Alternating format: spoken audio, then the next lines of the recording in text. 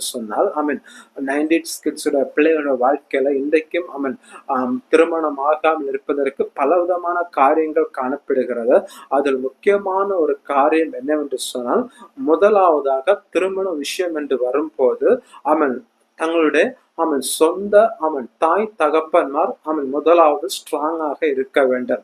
பாருங்கள், சொந்த தாய் தகப்பன்மார் ஸ்ட்ராங்காக இருந்து தங்களுடைய பிள்ளைகளுக்கு வரனை தேடும் போது அந்த வரன் எளிதாக அமைந்து விடும். பாருங்கள், 90s கிட்ஸ் பிள்ளையோட வாழ்க்கையில அநேகருடைய வாழ்க்கையில பார்க்கும்போது தங்களுடைய சொந்த தாய் தகப்பன்மார் அவர்களுக்கு சப்போர்ட்டாக, அவர்களுக்கு ஸ்ட்ராங்காக இருப்பதில்லை.